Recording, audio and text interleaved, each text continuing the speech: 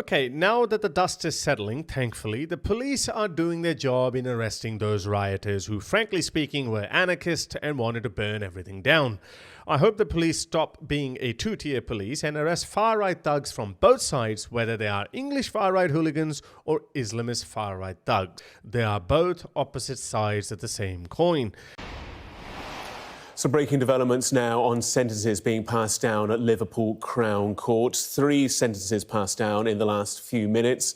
The final, Liam James Riley, 40, of Kirkdale, pleaded guilty to violent disorder in Liverpool city centre, has been jailed for 20 months. That's following the events of the past few days. Previously, a sentence of 30 months to Declan Gearan of Liverpool pleaded guilty to violent disorder and arson on a police vehicle in Liverpool city centre.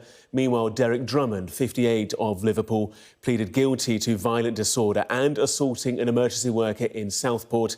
He was sentenced to 3 years in jail. So 3 years, 30 months and 20 months passed down in the last few moments. But now we are entering a very interesting phase. Reports have already started emerging and people are being arrested for social media posts under hate speech laws. Freedom of speech could be under a massive threat under Keir Starmer. I seriously hope that he doesn't act as one-sided as he did in his back-to-back speeches. I would say that he even added fuel to the fire by only calling out one side while being totally quiet about the violence perpetrated by the other side, i.e. the Islamists. This was a meeting to pull together our response both to the immediate challenge, which is clearly driven by far-right hatred. However, this is his latest speech where I think he was a bit more balanced. Maybe he learned his lesson after 2 terrible speeches. Have a listen. The Cobra meeting was to coordinate our response to the disorder, and I made it very clear on a number of occasions that those involved will feel the full force of the law. So we coordinated, we went through some of the numbers. Over 400 people now have been arrested, 100 have been charged, some in relation to online activity, and a number of them are already in court. And I'm now expecting substantive sentencing before the end of this week. That should send a very powerful message to anybody involved, either directly or online, that you are likely to be dealt with within a week, and that nobody should be involving themselves in this disorder. Now, let's see if the two-tier police stop being two-tier police and go after these people too, like Roshan M. Saleh, who dog-whistled here. The far right seem to be mobilizing to target mosques. If they do this, Muslims will robustly defend their places of worship. The police and authorities need to get on top of these far right threats and intimidation before things get out of hand. This is a classic veiled threat. Do this or else. Anyway, later on, as things started dying down, he tried to whip up anti-police sentiment to his large Muslim audience too by saying this.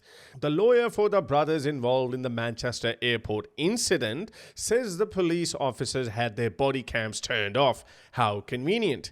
Casting aspersions much? Thankfully, we had CCTV footage that clearly showed when the police came to arrest the 2 brothers. The younger one started throwing punches at everyone, including breaking the nose of a female officer. Yes, after that he got tased and kicked in the head, which was obviously wrong, and the officer rightfully got suspended after that. However, just on a side note though, those 2 brothers are still at large and haven't even been charged. Anyway, coming back to Roshan M. Saleh.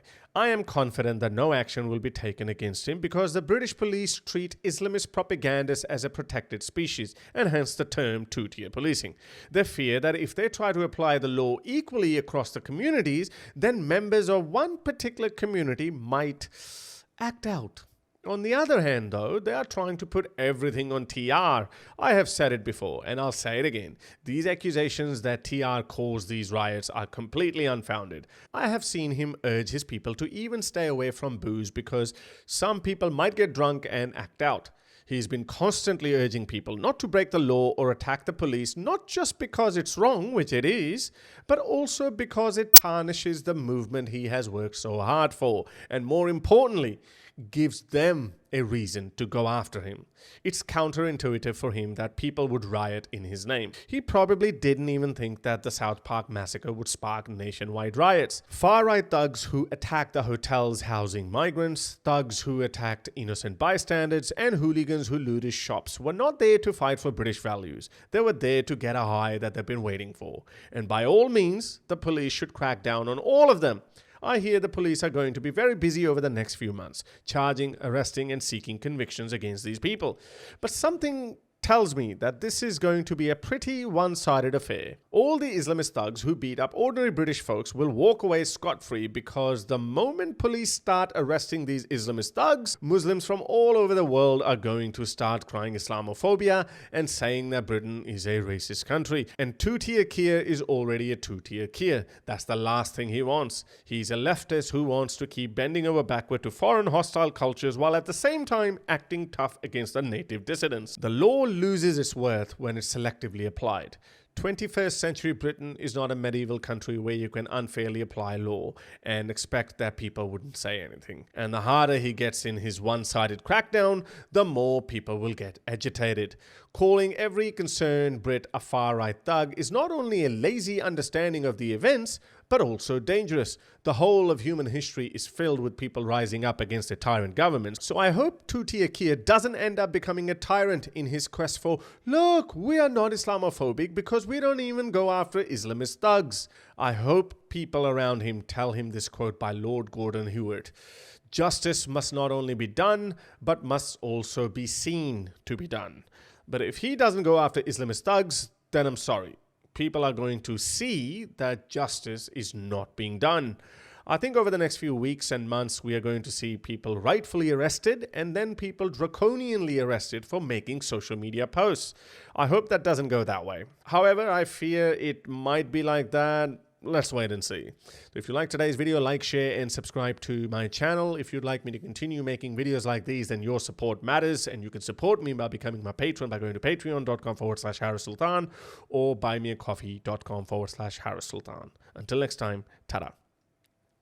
If you'd like to support my work, you can become my patron by going to patreon.com/Harris Sultan, or you can simply buy me a coffee.